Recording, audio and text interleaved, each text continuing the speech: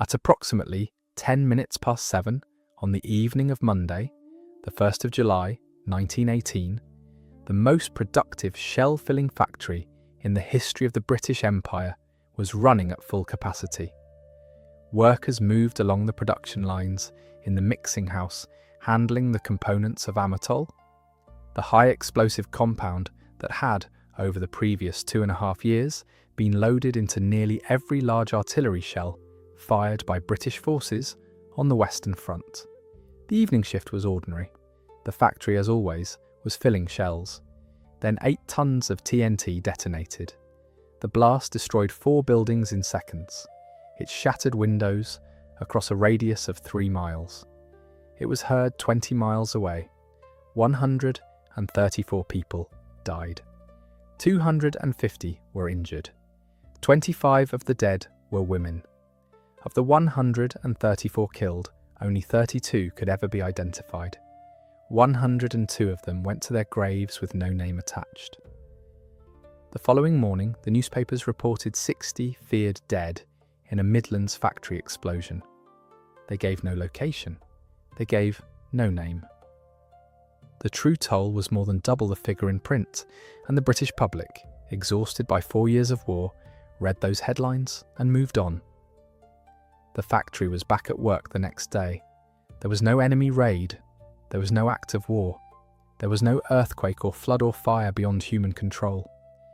There was a government-directed industrial plant, producing half of Britain's high-explosive shells, running workers on 12-hour shifts through TNT-saturated air, storing 15 tons of additional explosive within range of the detonation point, governed by a legal framework that forbade those workers from leaving, and an institutional framework that classified the inquiry into their deaths as a state secret within 5 weeks of the explosion.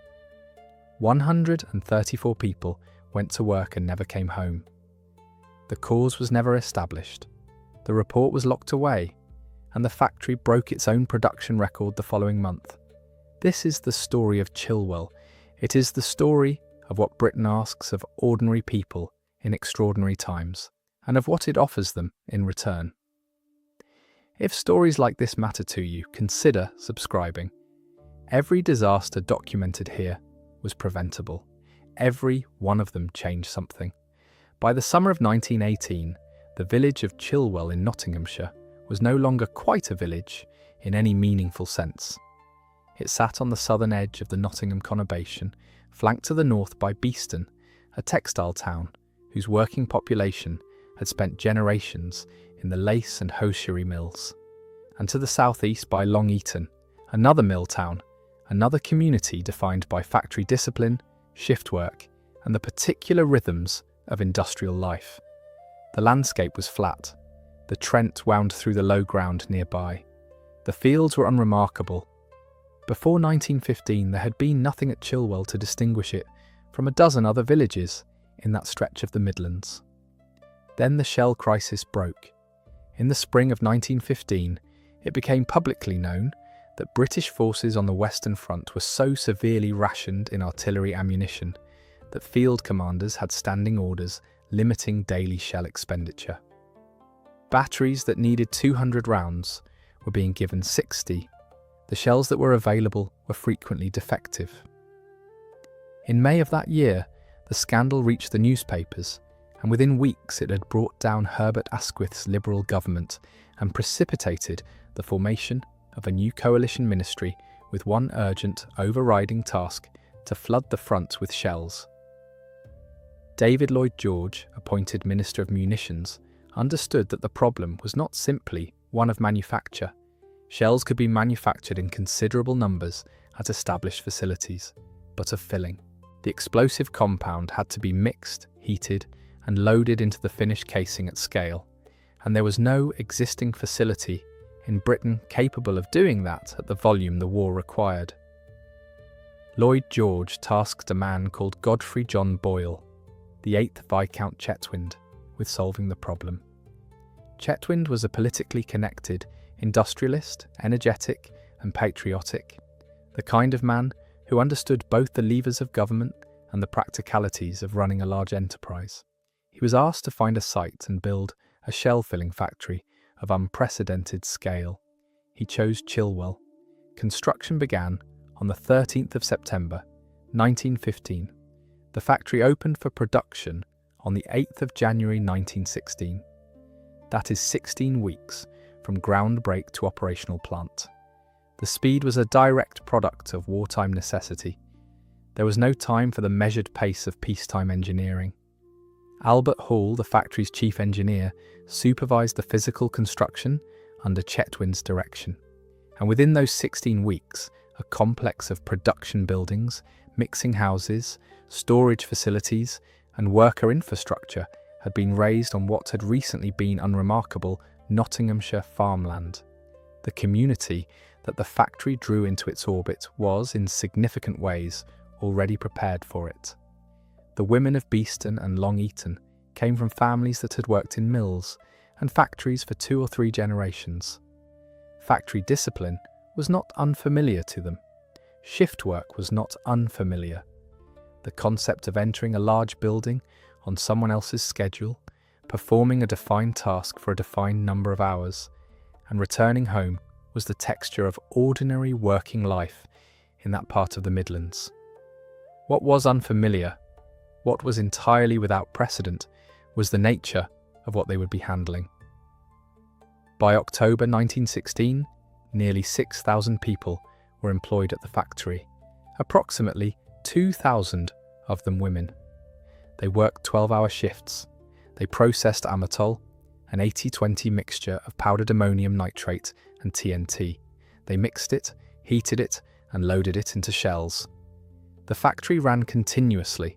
It had to. By the time of the explosion in 1918, National Shell Filling Factory No. 6 at Chilwell had filled 19,359,000 shells. That figure represented 50.8% of Britain's total output of high explosive shells during the entire war. Not a significant proportion, not a major contributor, more than half. One factory in one Nottinghamshire village was filling more than half the high explosive shells fired by the British Army on the Western Front. That number matters. It explains almost everything that follows. The workers who filled those shells were known, informally, by a name that carried more pathos than it perhaps appeared to on the surface. They were called the Chilwell Canaries. Some people called them the girls with the yellow hands. The coloration was caused by chronic exposure to trinitrotoluene, TNT, which, absorbed through the skin and lungs over weeks and months of work, turned workers' skin a distinctive yellow, faintly greenish, jaundiced. Their hair changed colour too in some cases. The effect was caused by TNT's toxic action on the liver, and the yellowing was the visible sign of internal damage that was accumulating with every shift worked. The Health of Munition Workers Committee, a government body established in 1915 to monitor the welfare of the munitions workforce, had by 1917 published 20 reports on working conditions in factories like Chilwell. Its findings were detailed and unambiguous. Exposure to TNT began in its early stages with sneezing, a persistent cough, a severe sore throat, and a metallic taste in the mouth that never quite went away. As exposure continued, it progressed to liver damage, anemia, and digestive failure. In 1917, the committee noted, in its own formal language, that women have accepted conditions of work, which if continued must ultimately be disastrous to health. The committee recommended maximum working hours of 65 to 67 hours per week for men and 60 for women. It noted inadequate ventilation. It noted inadequate protective equipment. Its recommendations were advisory. There was no mechanism to enforce them. Production pressure remained paramount. Chilwell was filling more than half of Britain's shells. Whatever the committee said, whatever it recommended, the shells had to keep moving. The legal framework that governed the factory made the situation still more constrained. Under the Munitions of War Act of 1915, the factory was designated a controlled establishment, which meant that the Ministry of Munitions had authority not merely over output targets, but over wages, conditions, and, crucially, the movement of the workforce itself. Workers at a controlled establishment could not simply decide to leave. They required official permission to seek employment elsewhere. The women and men of Chilwell were, in a very particular legal sense, bound to the factory. They had accepted the terms of working there, but the terms included a provision that made leaving extraordinarily difficult. They were, under the law, where they needed to be. Viscount Chetwynd ran the factory as something between a military operation and a personal fiefdom, and by most accounts, he did so with genuine energy and a certain charismatic drive. He founded a works band. He played cornet in it himself. He organised sports grounds for the workers at Chilwell, Long Eaton and Beeston. He believed, with every appearance of sincerity, that he was doing important work for his country and treating his workforce well. He was also, by virtue of his position as superintendent, the person most directly responsible for the conditions under which those workers operated. The 12-hour shifts, the TNT exposure, the proximity of enormous quantities of explosive material, and the unrelenting output pressure that was the factory's defining characteristic from its first day of production to its last. Arthur Hilary Bristow occupied a different kind of position. As works manager, Bristow was the man who translated Chetwynd's priorities into daily operational reality. He was the person on the ground, the person who understood the factory's processes in technical detail, who knew where the explosive material was stored and in what quantities, who understood the mixing house as a working environment rather than an administrative abstraction. On the evening of the 1st of July, 1918, it would be Bristow's knowledge of the factory's geography and his willingness to act on it that prevented the death toll from becoming something categorically different. The explosive that the factory handled deserves particular attention because the specific chemistry of amatol is central to understanding why the mixing house was the most dangerous location in the entire plant and why the events of that evening unfolded as they did. Amatol was adopted as a shell-filling compound during the war, primarily because pure TNT was expensive and in short supply. By mixing TNT with ammonium nitrate in an 80-20 ratio, the Ministry of Munitions could extend its explosive stockpile substantially without an equivalent increase in cost. The compound was effective. It was also, by the standards of industrial explosive handling, relatively manageable, provided it was handled in small quantities under controlled conditions. The problem was that Chilwell was not handling it in small quantities. It was handling it at enormous industrial scale, in a continuous mixing process, in batches heated to facilitate the loading of shells, under production pressure that made the kind of careful, measured handling recommended for explosive work a constant aspiration rather than a consistent reality. The mixing house was where the TNT and ammonium nitrate came together. The two components were brought in, combined in the correct ratio, heated and prepared for loading. The work was inherently hazardous. TNT, while relatively stable as a pure compound, becomes significantly more sensitive to friction, impact and heat when combined with ammonium nitrate and processed in bulk. A fragment of tramp metal, a bolt, a dropped tool, any undetected piece of ferrous material caught in the mixing equipment could produce the kind of spark or friction event that would initiate a detonation. That was not a hypothetical risk, it was a known mechanism. It was the primary reason that the handling of explosive compounds required careful control of the working environment, clean equipment, screened materials, metal-free zones. Whether those controls were consistently applied at Chilwell at the tempo of production the factory was running is not established by the public record. What is established is that at the time of the explosion, 8 tons of TNT were present in or near the mixing house and its associated buildings, and stored within range of the initial detonation point were approximately 15 additional tons. That second figure is the one that changes the nature of the story. 8 tons detonated. 134 people died. Had the 15 tons of stored TNT also detonated, the death toll would not have been larger by some incremental amount. It would have been of a categorically different order.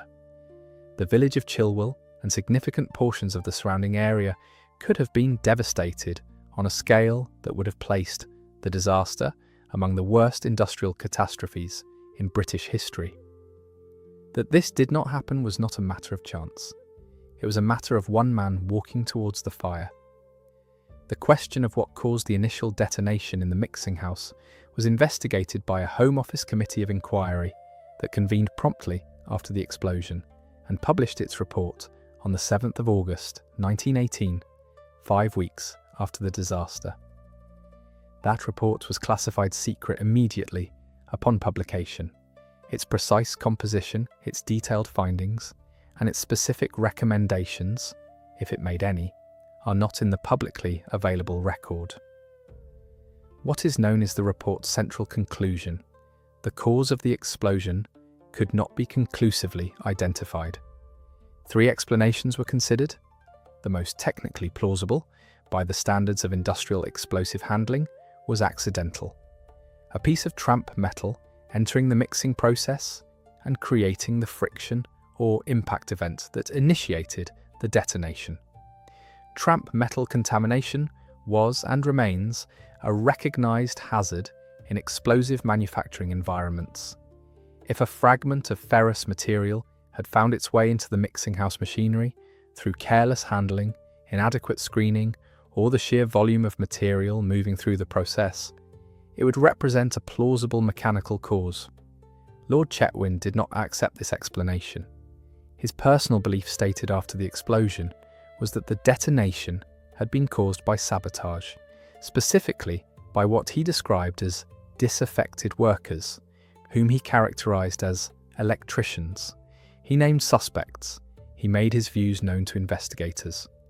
The police investigation that ran concurrently with the Home Office inquiry specifically investigated this theory and found no evidence to support it.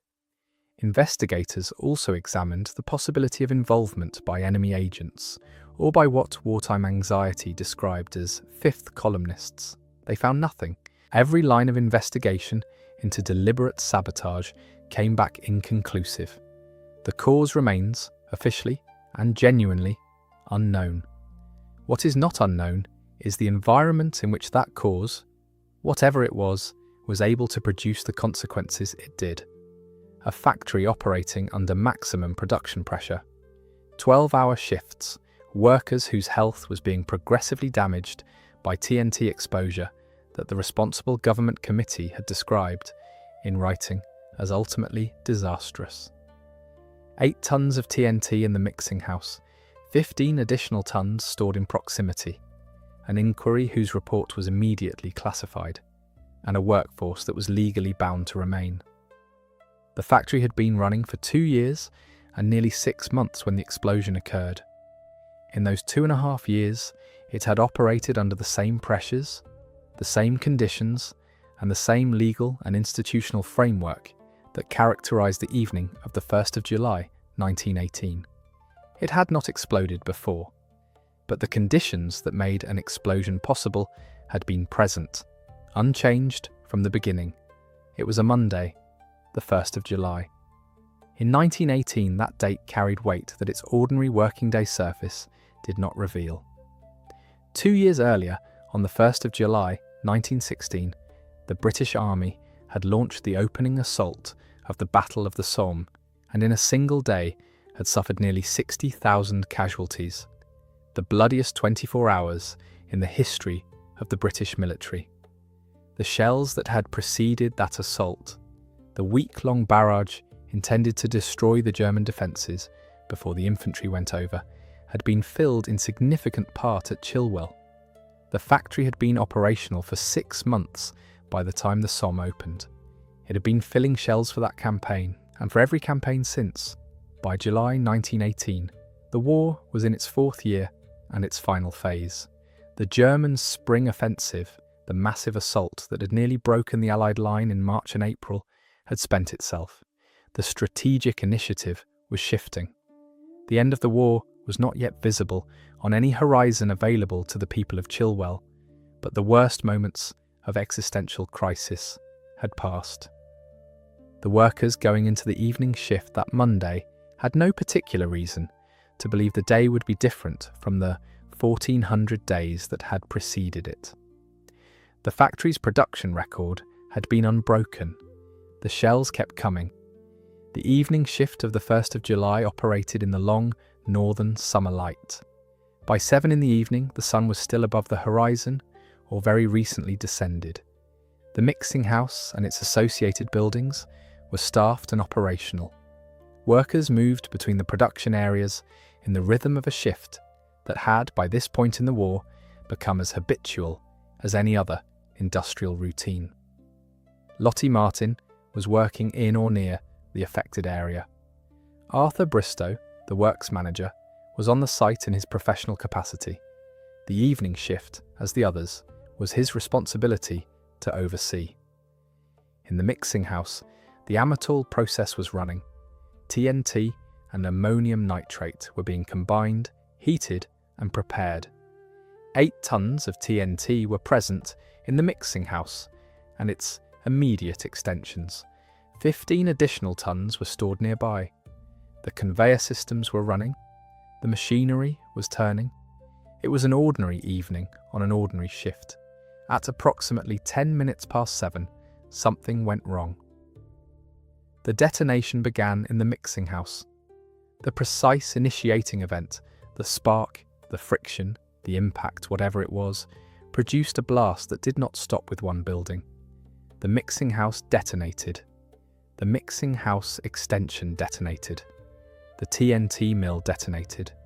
The TNT stores detonated. 4 buildings in sequence, each triggering the next, in a chain of secondary explosions that lasted approximately 2 minutes and released energy on a scale that the surrounding landscape had never encountered and would never encounter again. 8 tons of TNT gone. The 4 buildings were obliterated, not damaged, not partially destroyed. Removed from the earth with a thoroughness that made subsequent investigation of the initiating cause extraordinarily difficult, because the physical evidence of whatever had started the process was gone, along with everything else. The blast wave expanded outward from the site with enough force to shatter windows across a radius of 3 miles from the explosion point. In Beeston, in Long Eaton, in the surrounding villages, windows cracked and fell inward. Doors were flung open. The sound of the explosion reached 20 miles away. Some accounts put the audibility range at 30 miles. Either figure describes a detonation of such force that it announced itself to a significant portion of the East Midlands. On the production site itself, the situation was immediate and total. Workers in the 4 destroyed buildings had no warning and no time. The force of a detonation of 8 tons of TNT in an enclosed industrial space does not allow for reaction. 134 people died. 250 were injured. The distinction between those 2 categories, those who died and those who survived, was in many cases a matter of where exactly a person was standing at 10 minutes past 7. 25 of the dead were women. Workers from Beeston, Long Eaton, Chilwell, from the textile town communities that Chetwynd's factory had drawn into its orbit. Women who had taken up this work because the war demanded it, because the wages were better than the mills, because the factory was there and their labour was required. They had been told, implicitly and explicitly, that their contribution mattered, that the shells they filled were saving lives on the Western Front. It was true. It was also the reason they were there when the mixing house went up. Of the 134 dead, only 32 could be positively identified. The remaining 102 were beyond identification. The force of the explosion and the fire that followed had made individual identification impossible. These were not people who'd been caught in a building collapse where their bodies could be recovered intact. The violence of 8 tons of TNT detonating in a working industrial environment meant that in many cases There was simply not enough physical evidence remaining to attach a name. 102 workers, men and women who had clocked in for the evening shift on an ordinary Monday, left the world without their names being returned to them. The injured, 250 of them, were in the production areas close enough to be caught by the blast wave, the fire, and the structural collapse of adjacent buildings, but far enough from the point of detonation to survive. Lottie Martin was among those who lived. Her account of what she saw in the immediate aftermath, the scale and the completeness of the destruction, the state of those around her, survived in her own words, reproduced in subsequent accounts of the disaster. Men, women, and young people burnt, she said, practically all their clothing burnt, torn, and dishevelled, their faces black and charred. That was the first thing the survivors saw when the dust began to settle. That was the world that the ordinary Monday evening had become. There were no enemy aircraft overhead. There were no enemy troops within hundreds of miles. There was no act of war. There was a mixing house and 8 tons of TNT, and a cause that nobody would ever establish with certainty. The response of the people on the site was immediate and, under the circumstances, remarkable in its composure. There was no panic, or at least no panic that overwhelmed the capacity to act. Workers who were unhurt or only lightly injured turned within minutes of the detonation to helping those around them. The instinct to move towards the injured rather than away from the site of the explosion characterized the response from the first moments. Local people from Chilwell and the surrounding areas, alerted by the sound and the visible damage to the neighbourhood, made their way to the factory to assist. Within 2 to 3 hours of the initial detonation, all of the injured had been removed from the explosion area. But the rescue effort that would prove most consequential that evening was not a collective one. It was the action of a single man. Arthur Bristow, works manager, knew the factory's geography in a way that the general workforce did not. He knew where the production buildings sat in relation to each other. He knew the quantities of explosive material stored on site. He knew when the mixing house detonated and the secondary explosions followed that the approximately 15 additional tons of TNT stored in proximity to the initial detonation had not gone off. He also knew that they still could. Fire from the burning production area was spreading. If that fire reached the stored TNT, if the burning material on the conveyor belt trays ignited before it could be contained, the result would be a second detonation that made the first look containable. Bristow went towards the fire. He tipped burning TNT from the conveyor belt trays, not once, not symbolically. He worked in the burning aftermath of an explosion that had just killed more than 100 of his colleagues to physically prevent the stored material from igniting. His action succeeded. The 15 tons of additional TNT did not detonate. The disaster that actually occurred, 134 dead, 250 injured, 4 buildings destroyed, was, by a specific act of human intervention, not the disaster it could have been.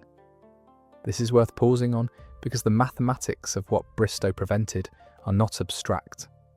The Silvertown explosion of January 1917, the other major British munitions disaster of the First World War, killed 73 people when approximately 50 tons of TNT ignited at a purification plant in East London. Chilwell's initial detonation of 8 tons killed 134. Had the additional 15 tons stored on site also detonated in proximity to a workforce that was, by that point, concentrated near the explosion area, the death toll would have risen to a figure that can only be imagined. The village of Chilwell might not have remained standing. The adjoining communities of Beeston and Long Eaton would have suffered structural damage on a scale that no Nottinghamshire town had experienced since the industrial era began. Bristow was subsequently awarded the Edward Medal, announced on the 21st of January 1919. The Edward Medal was, at that time, the principal decoration awarded for acts of bravery in mines and quarries and industrial settings, the civilian equivalent of the George Cross. His citation documented the specific act, going towards the burning production area, tipping burning TNT from the conveyor belt trays, preventing the spread of fire to the stored explosive material. The state, through this award, formally acknowledged that Bristow's action had been decisive and that the consequences of inaction would have been catastrophic. 12 other workers, 8 men and 4 women, received the British Empire Medal for acts of bravery in the aftermath of the explosion. Their names are not in the widely accessible secondary record, though they appear in factory records and the Nottinghamshire Roll of Honour. They were there that evening, doing what needed doing. They carried the injured. They moved people away from the burning buildings. They acted in the presence of an uncontrolled explosion without knowing whether another detonation was coming. The formal recognition they received was the state's acknowledgement that what they had done required something beyond ordinary professional duty. The first funeral was held on the 4th of July, 1918, 3 days after the explosion. 34 bodies were buried that day in a mass grave at the churchyard of St Mary Magdalene in Attenborough, Nottinghamshire. Of those 34, only 1 could be identified. The other 33 went into the ground without names. As the full accounting of the dead was completed in the days and weeks that followed, the final toll of the unidentifiable reached 102. Of 134 workers killed at Chilwell on the 1st of July 1918, 102 could never be given back the most basic human dignity of a named burial. Their families knew they were dead. In many cases, they had no grave to visit. The mass grave at Attenborough held an unknown proportion of their lost people, but in the absence of identification, a parent or a husband or a sister could not know with certainty whether the person they mourned was among those buried there or simply gone. The newspapers, the morning after the explosion, told a different story. Under the provisions of the Defence of the Realm Act, the wartime censorship legislation that governed press reporting on matters affecting national security or morale, the disaster was reported as follows: 60 feared dead in a Midlands factory explosion.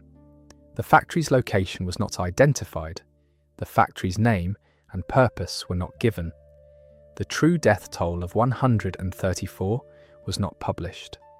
The figure of 60, less than half the actual number, was the public face of the disaster, chosen because it was judged that the full toll might damage national morale or provide information of use to the enemy. The families of Chilwell knew the truth. The workers who had survived knew it. The local communities of Beeston and Long Eaton knew it, but the country at large did not. Britain read about a factory explosion somewhere in the Midlands with 60 people feared dead, and the war continued and the news moved on.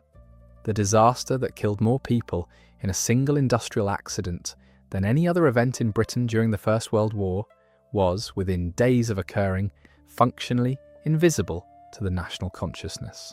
That invisibility was not an accident. It was a policy decision made under emergency wartime powers, justified by the need to protect morale and deny the enemy information. It was also, in its effect, a decision to protect the factory and the institution that ran it from the scrutiny that 134 deaths would otherwise have demanded.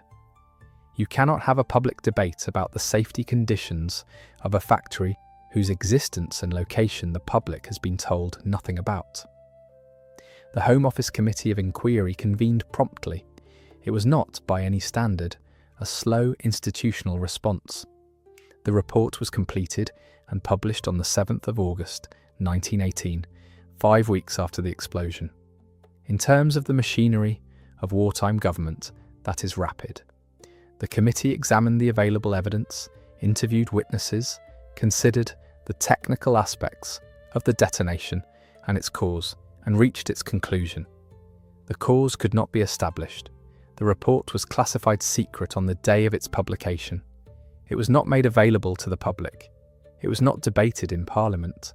Its membership, its detailed findings, its specific recommendations, if it made any, did not enter the public domain.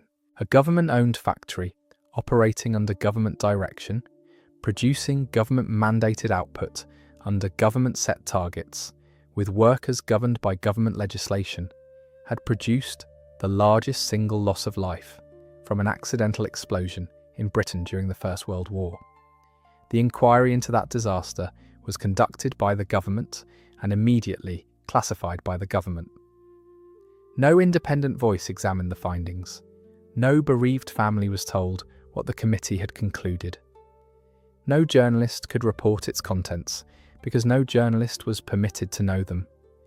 Whether this represented deliberate suppression of an inconvenient established truth, or whether the classification was simply the default wartime treatment of any industrial inquiry touching on munitions production, is not established by the available record. The two explanations are not mutually exclusive. A government that had strong institutional reasons to avoid scrutiny of the conditions at Chilwell, and that genuinely could not establish the cause of the detonation, would in either case have produced the same outcome: a secret report and an unanswered question. The police investigation ran alongside the Home Office inquiry and addressed a different question: not how the explosion had happened, but whether it had been made to happen. Lord Chetwynd's personal belief was that the explosion had been caused by sabotage. He named disaffected workers as suspects, characterised them as electricians, and made his views known to investigators. The police examined his allegations. They found no evidence. They also investigated the possibility of involvement by enemy agents, by Irish Republican actors, and by what wartime paranoia described as fifth columnists. Every line of investigation into deliberate sabotage was followed and found nothing. The police inquiry was, in the end, no more conclusive than the Home Office committee. No individual was held responsible for the deaths of 134 workers. No prosecution followed. No fine was levied. No formal finding of negligence was recorded. Because the factory was government-owned and government-operated, there was no independent private employer against whom a case might be mounted. The Ministry of Munitions was not going to prosecute itself. Lord Chetwynd, who had overseen the factory since its construction, who had driven its production culture, who had presided over the conditions that prevailed on the evening of the 1st of July, remained superintendent. He was not censured. He was not removed. The factory was back at work the morning after the explosion. Not in a week, not after a safety review, the following morning. July the 2nd, 1918. Workers returned to the same site, the same production lines, the same processes. The 4 destroyed buildings were gone. The dead were not yet buried, and the factory was filling shells. Within 1 month of the disaster, the factory achieved the highest weekly production figure of its entire operational history. That fact requires sitting with. 134 people had just died in this factory. The cause of their deaths had not been established. The inquiry into their deaths had been classified. The newspapers had told the country that 60 people had died in a factory somewhere in the Midlands and moved on. And within 30 days, the same workers on the same site, handling the same materials under the same conditions, broke the factory's own production record. This is not a story of individual cruelty. The workers who returned were not coerced at gunpoint. They returned because the war was still happening, because the shells were still needed, because the institutional and legal framework that bound them to the factory had not changed, and because the culture of Chilwell, forged by Chetwynd and maintained through 2.5 years of industrial wartime production, was one in which the work mattered above everything. The factory mattered, the output mattered, the shells mattered, and so they went back. The Health of Munition Workers Committee had told anyone who would listen that the conditions in factories like this one were, in its own words, ultimately disastrous to health. The explosion of the 1st of July had demonstrated, with a finality that left nothing open to interpretation, that the physical conditions in the mixing house were capable of something worse than long-term health damage, and the institutional response was to return to full production as quickly as possible, to classify the inquiry, and to wait for the war to end. The war ended on the 11th of November, 1918. 4 months after the Chilwell explosion, the factory closed. The output quota that had shaped every aspect of the site's existence for 2.5 years was no longer required. 19,359,000 shells had been filled. The war for which they had been filled was over. Lord Chetwynd marked the end of the war in a manner entirely characteristic of his approach to the factory and its reputation. The works band that he had founded, the band in which he himself played cornet, performed outside Buckingham Palace and outside No. 10 Downing Street in November 1918. Lloyd George, the man who had originally tasked Chetwynd with building the factory, personally congratulated them. The music played.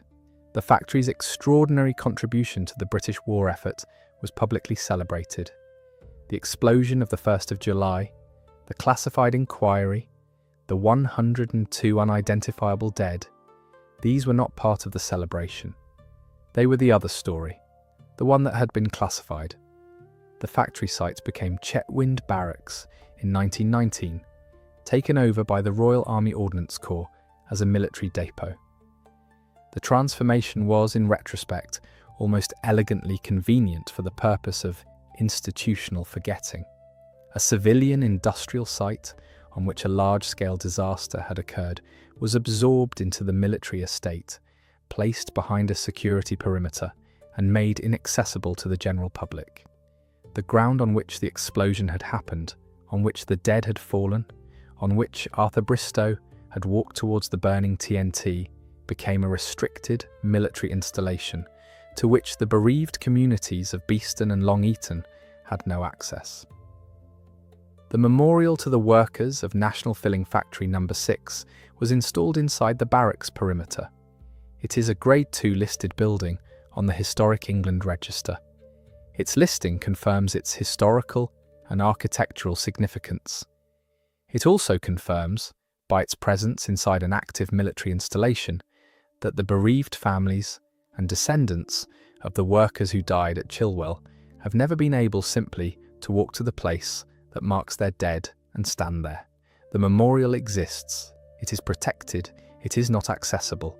There was a proposal in the aftermath of the war to award the Victoria Cross to the factory itself. The concept was unusual. The Victoria Cross is a personal military decoration awarded to individuals, not institutions, and the proposal was never formalised. The nickname that emerged from it, however, attached permanently. The VC Factory. It appeared in commemorative literature, in the band's public performances, in the way Chetwynd and his associates described the factory's wartime contribution. The heroism of the workers was real. The output record was extraordinary. The nickname was also, as all nicknames of this kind are, a way of telling one part of the story while leaving the other part unlit. The 12 workers who received the British Empire Medal for bravery on the evening of the 1st of July, the 8 men and 4 women who had carried the injured, who had acted in the immediate aftermath without knowing whether a second detonation was coming, were formally recognised by the state. Their recognition was genuine and deserved. It was also, in the broader institutional context, the management of a narrative, the heroism foregrounded, the production pressure buried, the classified inquiry untouched. The longer arc of industrial safety in Britain did not proceed in a straight line from Chilwell to a named reform. It is tempting, in a story of this kind, to find the legislation that emerged directly from the disaster. The Act of Parliament, the regulation, the safety code that bears the disaster's imprint. Chilwell does not yield that narrative cleanly. The wartime censorship that kept the disaster from public view also kept it from producing the kind of public pressure that drives legislative change. There was no parliamentary debate about the conditions at Chilwell because the conditions at Chilwell had been classified. There was no press campaign demanding reform because the press had been told that 60 people had died somewhere in the Midlands and the matter was being handled. What did change over the years and decades that followed was the cumulative understanding of explosive hazard management in industrial settings. Chilwell was not alone among British munitions explosions during the First World War. The Silvertown disaster of 1917 had preceded it, and the aggregate experience of wartime industrial explosions fed into an evolving body of knowledge about how explosive compounds should be stored, handled, and processed at scale. The Explosives Act regime, which governed British industrial explosives handling through the 20th century, developed through a series of revisions and updates that reflected, among other things, the lessons of wartime experience. But tracing a direct line from the Chilwell explosion to a specific clause in a specific piece of legislation is not possible from the available record.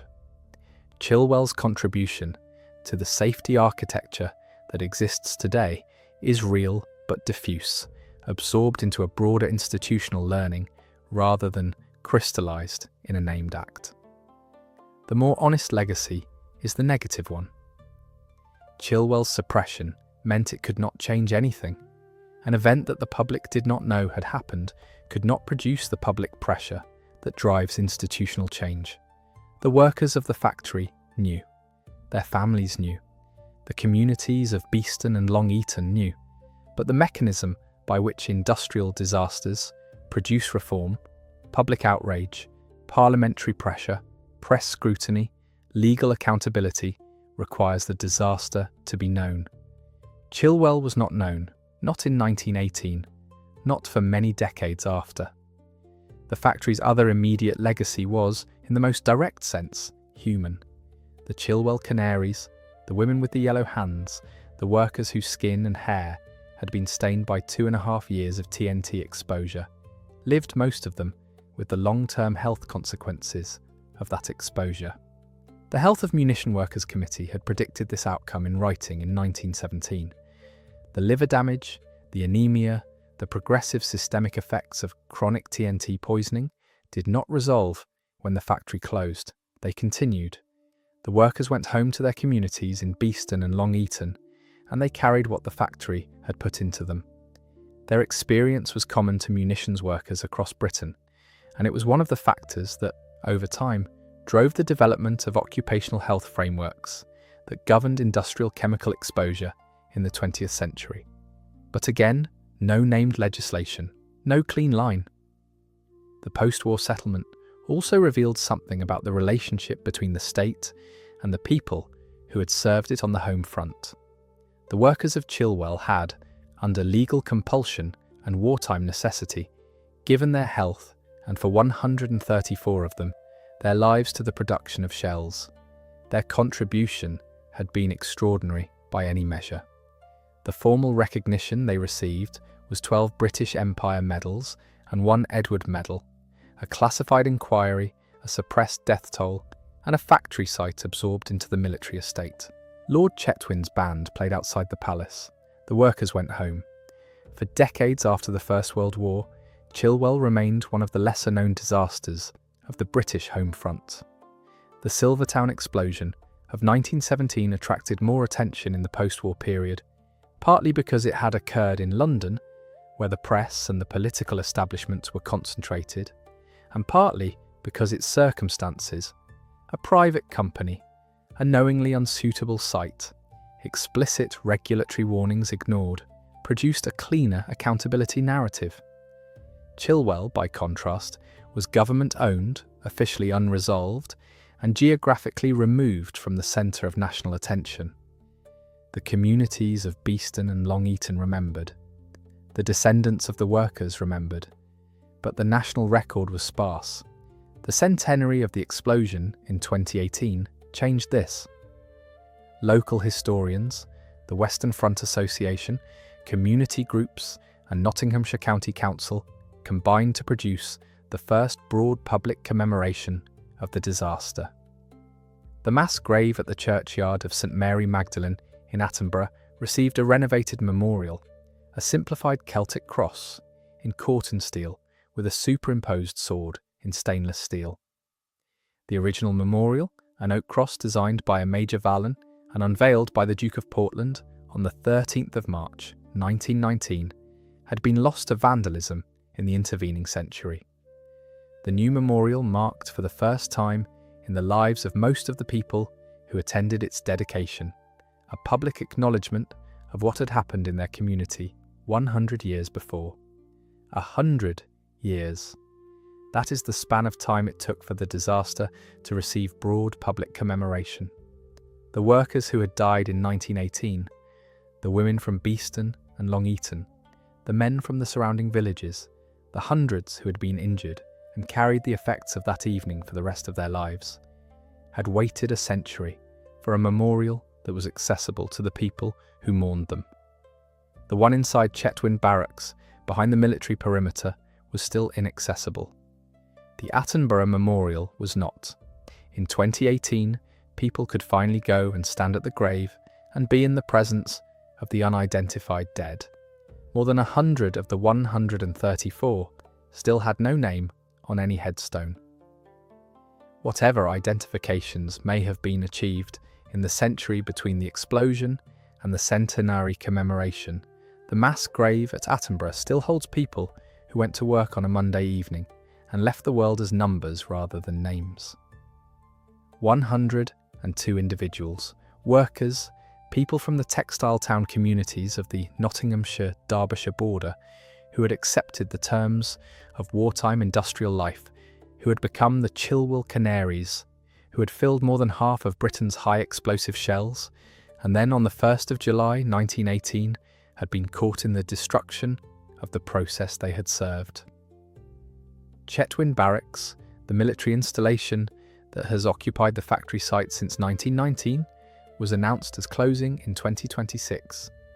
The site's future, and with it the future of the memorial within its perimeter, is in transition. What stands on that ground next will stand on the same earth where the mixing house was, where Arthur Bristow walked towards the fire, where the conveyor belts ran, and the TNT was mixed, and the shells were filled in their tens of millions. The ground will be the same ground. Whatever is built on it will be built on the foundation of what happened there. There is something fitting about the timing. 100 years of military custody. A site that has been, for a century, not available to the communities whose people it consumed. Now opening, perhaps, to something different. What that something will be has not yet been decided. Lottie Martin described what she saw when she came out of the explosion. Men, women and young people burnt, clothing gone, faces unrecognisable. She was one of the ones who came out. 134 were not. She went back, presumably, because the factory went back. Because the morning of the 2nd of July, 1918, the production line was running, and the war had not ended, and the shells were still needed. She had survived something that had no name in the public record, in a factory whose disaster had been reduced to 60 feared dead somewhere in the Midlands. This is what the state asked of its people on the home front. It asked them to work 12-hour shifts handling explosive compounds that turned their skin yellow. It asked them to accept a legal framework that prevented them from leaving. It asked them to fill half the artillery ammunition of a world war in a single factory in Nottinghamshire. And when the mixing house detonated, it asked them to come back the next morning and fill some more. And then it classified the inquiry, and then it let the centenary come and go and come again, before it placed a memorial where the bereaved could reach it. In the churchyard at Attenborough, the court-end steel cross stands over the mass grave. The names it carries are the 32 names that could be recovered from the explosion. The remaining 102 are there in the ground too, and have been since July of 1918, and they have no names to offer. They were ordinary workers on an ordinary shift in the most productive shell factory in Britain, and at 10 minutes past 7 on a Monday evening, they became the largest single loss of life from an accidental explosion in the United Kingdom during the First World War. The newspapers said 60. The true number was 134. The cause was never found. The report was locked away. The factory broke its production record the following month, and the war for which all of it was done, ended 4 months later.